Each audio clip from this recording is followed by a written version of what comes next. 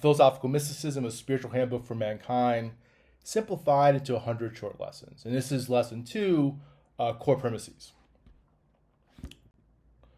So the core premises. So the entire system of philosophical mysticism as a sort of handbook to developing a spiritual base can really be broken down or sort of reduced to 5 core premises. And these core premises are really the foundation of the whole system. It's the foundation of which everything is built. And I'm going to accept these premises as true. So starting with premise 1, mind is composed of memories and ideas. This is worth sort of looking at closely. It's saying, premise 1 is saying that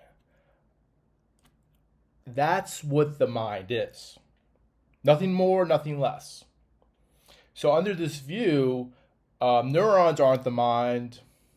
Gray matter isn't the mind. Not even the brain is the mind. It's rather memories and ideas are what the mind is composed of. So if you have memories and ideas, you have a mind. And that's sort of the argument that I'm going with in this book. Another important thing that's sort of worth making clear now rather than later is that memories and ideas are not the same. So a lot of people tend to sort of interchange these two terms, and they treat memories as being pretty much equivalent to ideas or vice versa, but this isn't true.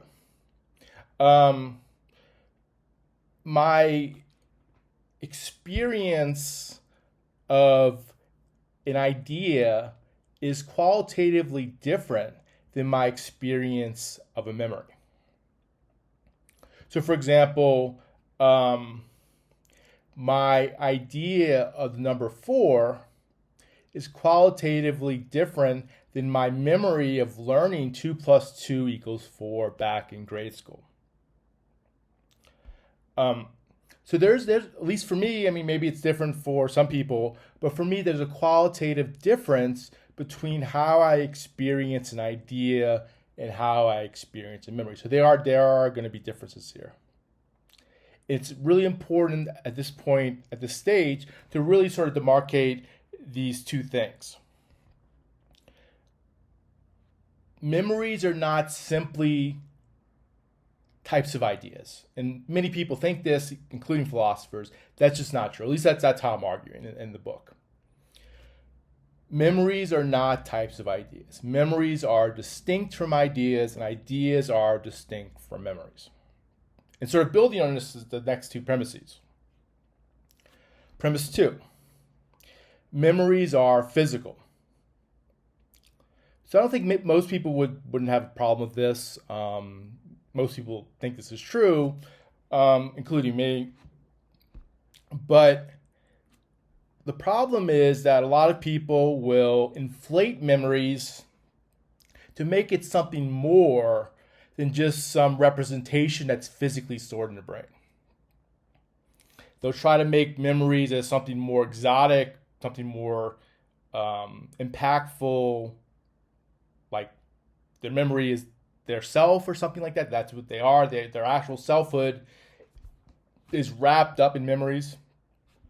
That's a bad move.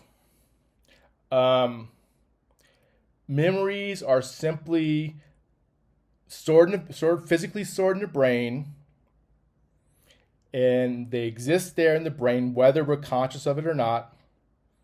They're encoded by neurons or whatever the mechanism that encodes for memories. They're in the brain. They're physical. They're nothing more than that. So we shouldn't inflate what memories are and try to make them more than what it is.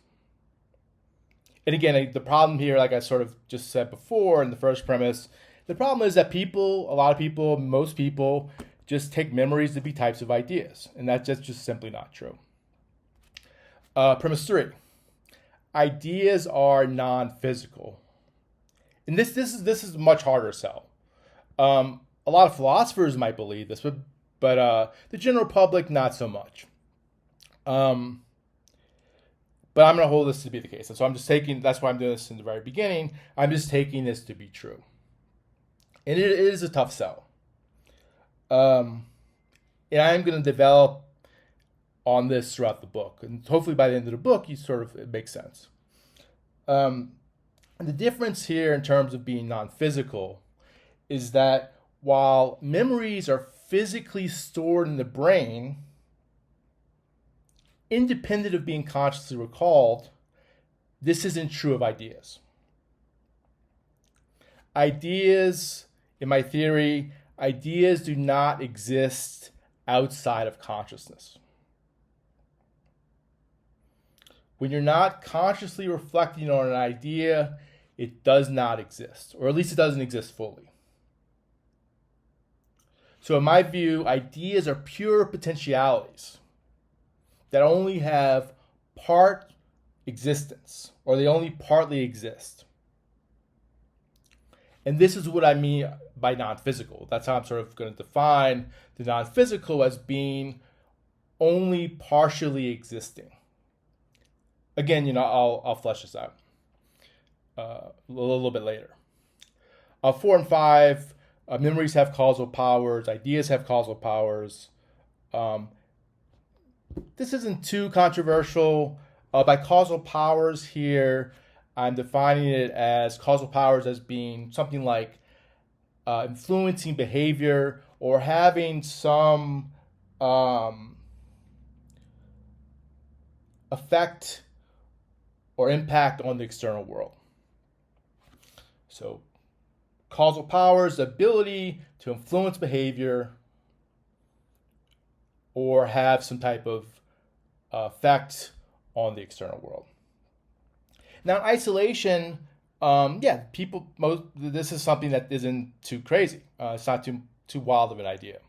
So, for example, you might see a person join a cause, a movement, or whatever, an ideology, because of an idea. The idea is what causes them to sort of join this movement or change their life or whatever. You might have a memory of someone being a good person or a good man, and you treat them kindly because you remember them being a good man or a good person. So because of the memory, your behavior is going to be different. You actually treat that person kindly because of this memory. So I think that's not too big of a claim. Where it does get a little tougher to sort of digest is that in my theory in the book, memories and ideas can have causal powers at the same time. And they can conflict with one another. And that's sort of a bigger claim. But of course, if you pay attention, you could see this sort of happening sometimes.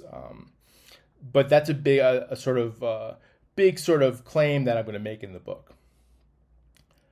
So these are the 5 core premises. The entire system can be sort of reduced to these premises. It's based on these premises.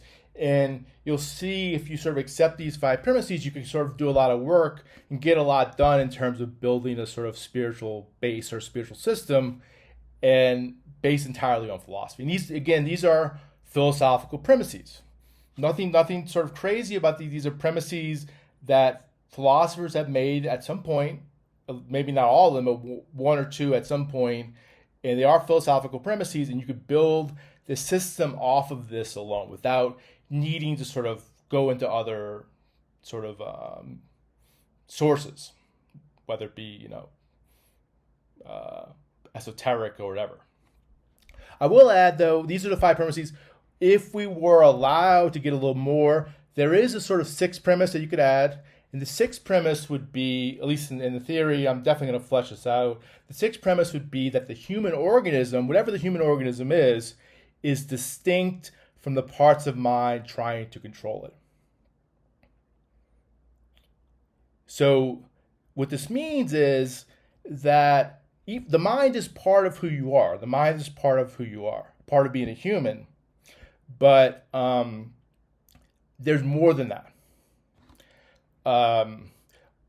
The human organism is something more than the mind, whether it be emergent or whatever. All right, that's core premises. I'll see you next lecture.